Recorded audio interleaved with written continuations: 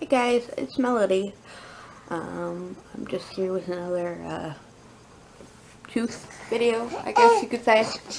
So, one of the things about me is that when something is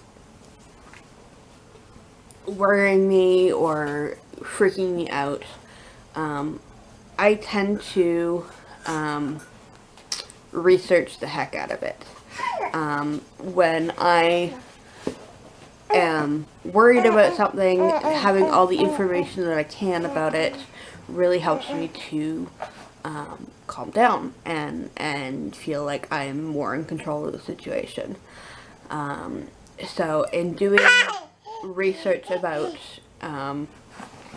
my tooth extraction, one of the things that I was looking up was what do I eat?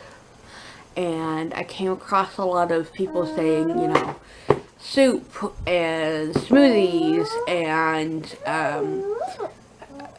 protein shakes and basically a liquid diet. And I was like, first of all, that's not really sustainable. Not just the fact that it's not enough calories, but I'm not even really a fan of protein shakes. More power to you if you can survive off of Ensure or whatever, but it makes me gag. And secondly, I like food. I'm less than a week into this, and I already miss chewing. And I'm maybe not the best at thinking of what to eat all the time, but I enjoy making food and I enjoy eating different food. And so I just knew that eating a liquid diet was not gonna work for me.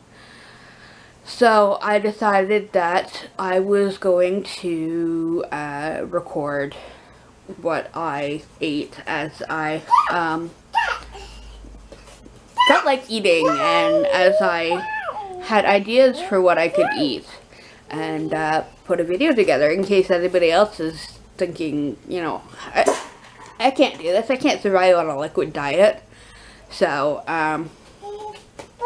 yeah, I hope you enjoy my slightly strange meal plan.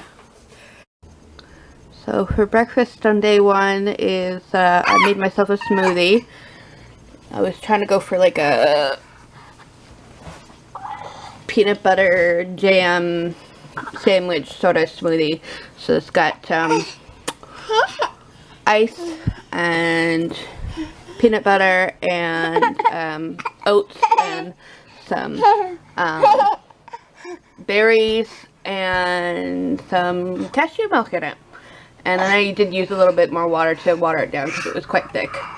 And you're not supposed to have anything too thick, because then you'd be sucking, and you don't want to suck because then you don't want to pull the cloth out of your socket. So anyways, that's for breakfast day one.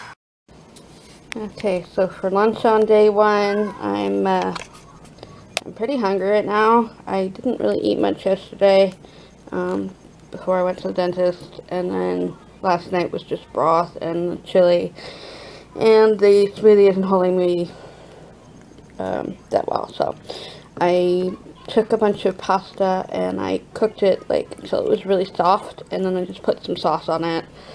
So hopefully that'll fill me up. So there you go, lunch day one.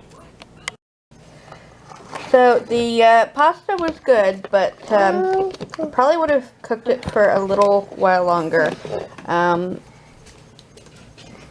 It was a little hard. I was able to smush some of it around with my tongue or whatnot, but I think I was swallowing a lot of it that was whole, and it kind of upset my stomach a little bit. So I happen to have this it's chicken and dumplings that I made a while ago. My husband and my son don't eat chicken and dumplings. And I actually did this last time when I got my molars out. I took this and I added a little bit of liquid, and I And I blended it all up, so that's what I'm going to do. I'm going to blend this up, and it's nice and salty, and I will show you what that looks like. Alright, here we go. So I blended it all up.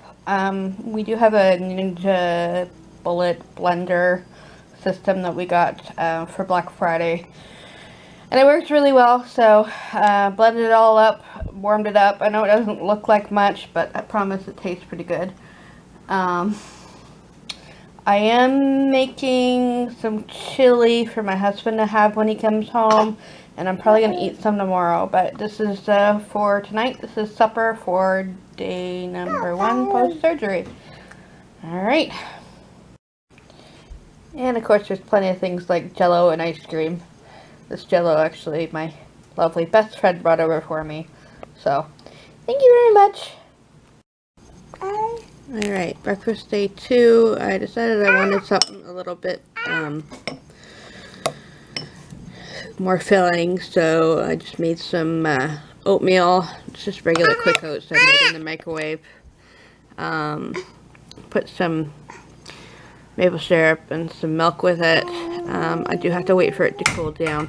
I think that's why actually I ran into trouble with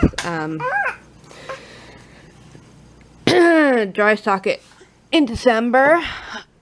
When you're eating something that's gonna be hot, like oatmeal or like soup or something like that, you do have to wait for it to cool down, because if it's too hot, you can literally basically melt away the clot, and that leaves you susceptible to dry socket as well, which is what we're all trying to avoid. So anyways, oatmeal, breakfast, day 2. Lunch, day 2, I'm going to have some of the chili that I made last night. I did start it from scratch, so I just boiled the beans quite a lot compared to what you would normally get in a can. So, and then obviously water. Since it does have the ground meat and everything in it, I'm gonna make sure that I rinse my mouth really well when I'm done eating, just so that none of the ground meat gets like stuck in the socket. So chili for lunch and day 2. Okay, supper day 2. I was kind of feeling like I needed some vegetables, so over on the left there, there's cabbage and onions that I do. I put them in a frying pan and I cover them with water, and the water like boil down, and then I fry them a little bit in the frying pan. So they're nice and soft, and they got, you know, good flavor to them. And I just put some sour cream on top. And then a big old pile of broccoli. If I'm still hungry after this, I'll probably have some more chili. I do have to share this with the baby, so we'll see how much I actually get of this. So, yeah, supper day 2 after surgery. Little bonus here. My gums have been aching big time today. Probably just because of the trauma of, you know, getting teeth ripped out of them. So, freezies are bomb. Like, they're so good for putting on your gums and to take down the swelling and relieve some of that pain. So, make sure you have lots of freezies. And babies like them too. Breakfast for morning 3. I have a bit of laryngitis. Again, I really need to figure out what's causing these coughing fits in the middle of the night. So, I'm just going to have some tea and some cereal. This is Rice Krispies. I'm going to let it go a little soggy. Just quick and easy. There you go. Breakfast for morning 3. I really wish I had eggs right now. Alright, I'm going to film this quickly because my daughter is quite hungry and is letting me know very loudly. I did go and get some eggs today, this afternoon. So, late lunch, early supper, day 3 after surgery is scrambled eggs and veggies, and there's a very large pile of veggies. I didn't realize there was that many veggies when I put them in a pot. I just boiled them like a lot, so they're nice and soft. Also, I did try some McDonald's French fries. My son wanted some as his treat after his speech therapy. And so I decided I was going to try some, and I don't recommend them. They were a little rough on the inside of my mouth.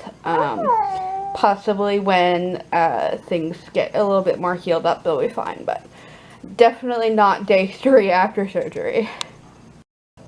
Alright, I think this is probably going to be the last meal that I'm going to record, because everything else is going to be more the same. So I just took some potatoes and I cooked them in my Instant Pot so that they're nice and soft. And I have some more heated up chili from the other night, and I'm just going to eat them together. You could do this mashed potatoes too. Obviously I'm not going to eat the skins, but there you go. Supper on day 3. So yeah, I am filming my intro and my outro at the same time.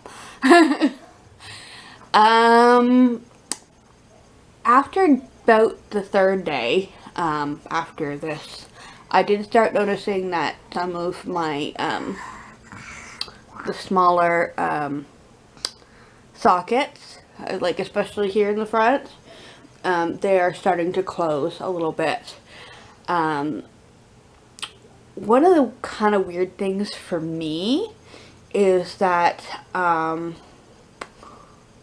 where I had my partial denture for so long, and it did cover most of the hard palate in my mouth, I find I'm having some pain there, because one of the ways that I'm eating some of this more solid food is by kind of mushing it against the roof of my mouth, and so that's kind of been a little painful for me. If I could go back, I probably would have taken my partial out a little sooner to kind of let my hard palate get used to being used again. Obviously this would not necessarily be a problem if you did not have protection over your hard palate. Couple of things that I didn't videotape. I did have a couple of snacks. Some things that I was a little bit surprised about. I had strawberries. I cut them up into slices for my daughter, and she kind of stuck one in my mouth, and I was able to mush that up no problem. So if you're into fruit and stuff like that, have strawberries. And same thing she did with with her goldfish. She kind of stuck it in my mouth, and I was able to kind of mush that around and swallow that. So that gives you a couple more options, things to snack on too. So anyways, I hope you enjoyed this video, and if you did, give me a like, and I hope you have a good day or evening, whatever it is for you, and see you later. Bye.